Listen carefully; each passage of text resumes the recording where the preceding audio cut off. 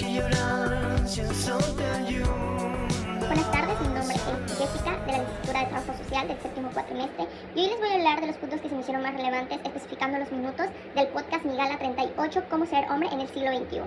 El podcast, en el minuto 13 con 6 segundos, nos hace mención del tema de que si los hombres son escuchados. Bueno, pues yo me arraigo a lo que decían. Los hombres no pueden ni siquiera ser escuchados y tampoco pueden hablar de sus emociones ni demostrar afecto hacia otros hombres, ya que la sociedad los pone en una categoría de prejuicios, ¿no? De que a lo mejor pertenecen a la comunidad, que a lo mejor son gays, o sea, existen estos prejuicios donde a ellos no se les permite llorar, no se les permite ciertas cosas. Y es un tema de problema porque por el simple hecho de ser humanos, pues vamos a sentir emociones. Según el autor Michel Cufant, en la socialización masculina tradicional se les enseña a los hombres a reprimir sus emociones como imagen de fortaleza, lo cual es un problema porque no nos demostramos como una sociedad empática. Con el simple hecho de ser personas, ya sean hombres o mujeres, van a sentir emociones y tienen todo el derecho de expresar, de demostrar, de hablar de sus emociones, y esto no los hace menos.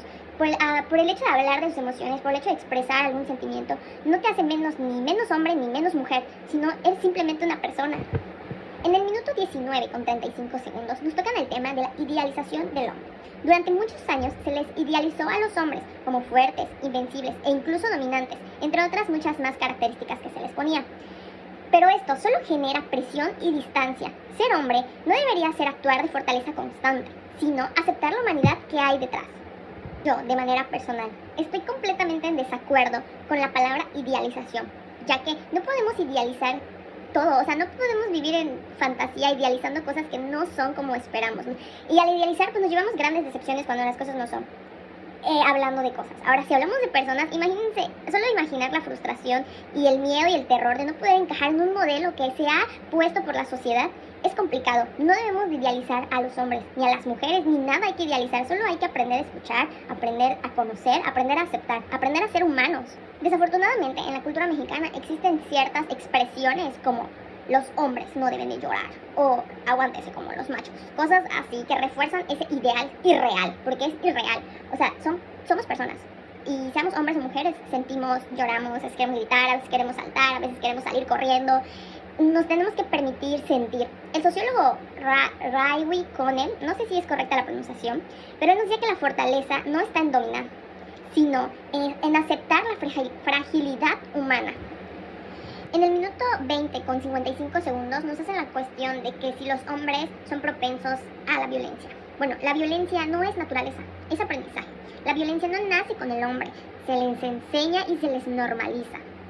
El psicólogo Albert Bandura mostró que la violencia se aprende por medio de observación, refuerzo social y no es por solo naturaleza. Esto tenemos grandes ejemplos como lo son, bueno, actualmente lo son los videojuegos, en los deportes, ciertas películas que muestran que la violencia es la resolución para conflictos. Es todo un tema esto. Y no solamente eso, sino lo grave de la situación es que se normaliza.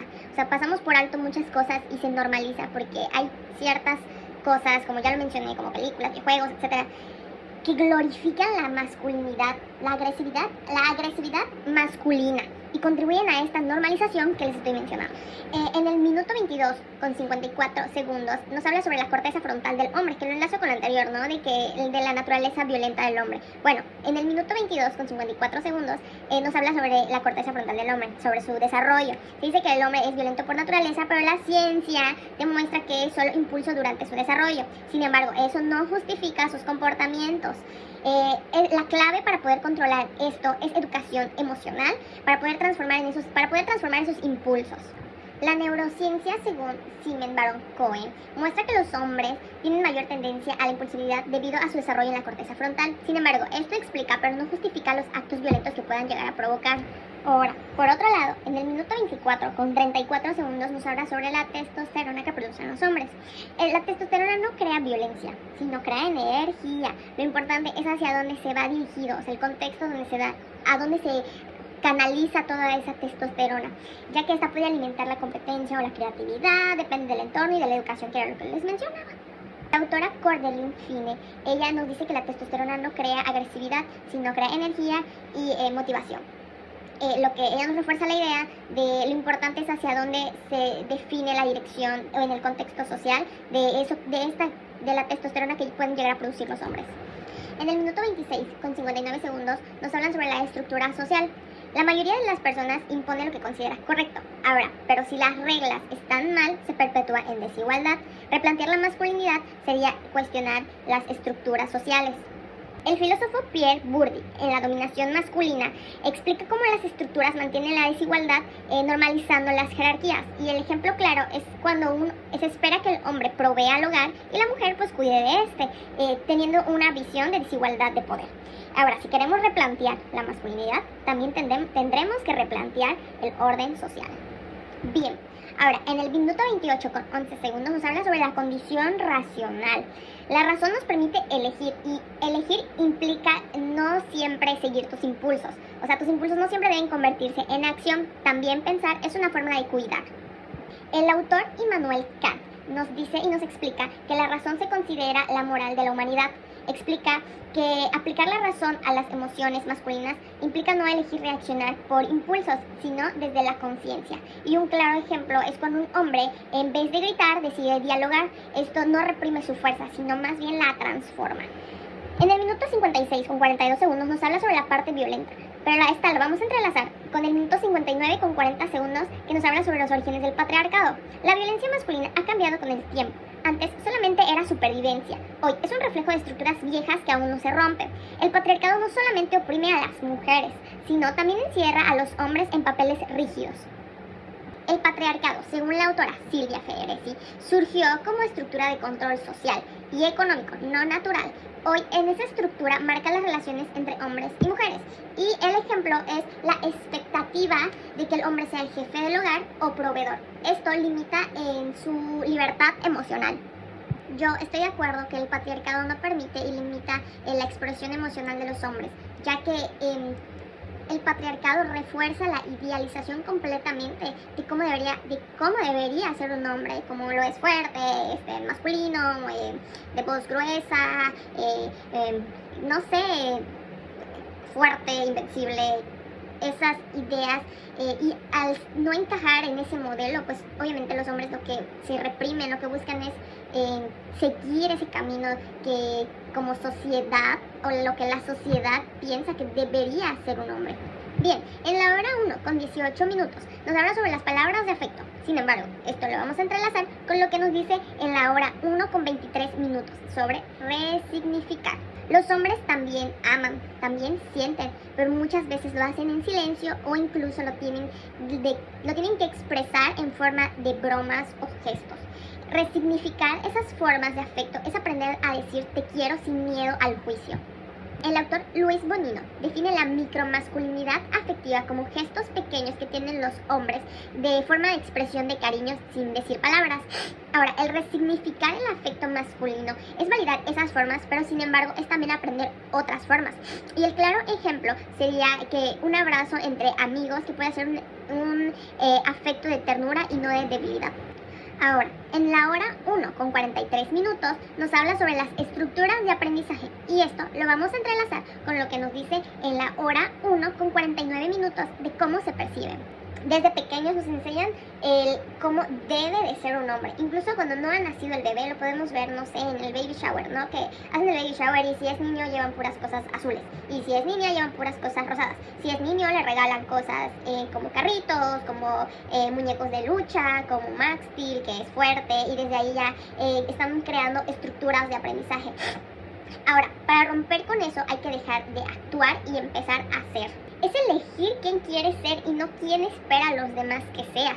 Es decidir qué es lo que quieres para ti, no lo que los demás te impongan. El autor Pierre Bourdieu nos dice que la masculinidad es una construcción social. Romper con ella implica primero conocer quién eres y quién quieres ser. El claro ejemplo es, no sé, un hombre decidiendo estudiar para maestro o decidiendo cuidar a sus hijos, ser el cuidador del hogar. Esto es romper con los estereotipos y sin dejar de ser hombre, simplemente decidir quién quieres ser y qué es lo que quieres hacer. Yo estoy de acuerdo mucho con esto de las estructuras de aprendizaje. Muchas veces ni siquiera nos conocemos a nosotros mismos, ¿no?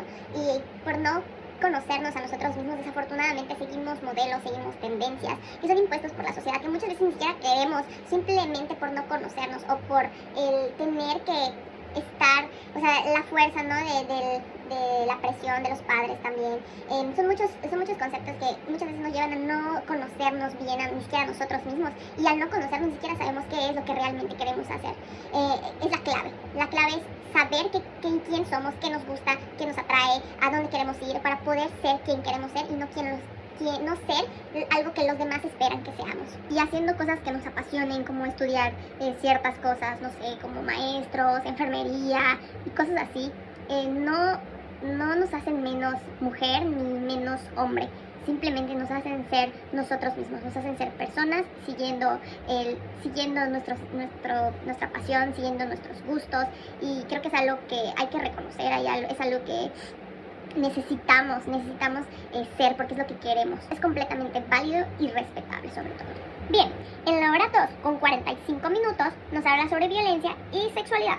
Esto lo vamos a entrelazar con la hora 3 con 17 minutos que nos habla sobre las nuevas masculinidades. Bien, el error de la violencia y sexualidad está en confundir violencia con deseo. Siempre que sea consensuado va a ser respetado. Ahora, siempre que sea violento no es correcto. Una nueva masculinidad no necesita etiquetas, más bien solo necesita autenticidad. Ser hombre no es cumplir un papel, evidentemente, sino es vivir en coherencia. Según la socióloga Rita Segato, explica que la violencia sexual no busca placer, sino más bien busca demostrar el poder que se tiene sobre la otra persona. Una nueva masculinidad implica desactivar esa relación entre deseo y dominio. Ser hombre no es un papel que se actúa, sino es una conciencia que se construye. Por último, y esta va a ser la última hora que voy a mencionar, que fue la que me llamó la atención, es la hora 4 con 25 minutos. Nos habla sobre la cultura y naturaleza. La cultura y la biología se mezclan, pero no se justifican entre sí. La evolución humana está en elegir lo que nos hace mejores, no en repetir lo que nos hace daño. Francois Heriter, él nos dice que la diferencia entre lo biológico y lo cultural está en el que el cuerpo puede tener diferencias, pero la desigualdad se aprende. El ejemplo claro es que si la cultura cambia, también cambiarían las formas de ser hombre. Como reflexión final tenemos la frase: el único amor que dura para siempre es la amistad. El amor romántico cambia, se transforma o incluso llega a terminar, pero la amistad permanece porque no exige, no domina y no reclama. En cambio, en la amistad hay respeto, confianza, compañía, sin condiciones. Tal vez ahí se encuentre la forma más pura del amor, aquella que no busca poseer, sino compartir. Y quizás cuando los hombres aprendan a amar amigos, como empatía, ternura y respeto, entonces habrán encontrado el verdadero significado de ser hombres, de expresarse, de sentir, de decirlo. Ahí es donde comienza la verdadera transformación del hombre en una nueva masculinidad. Gracias.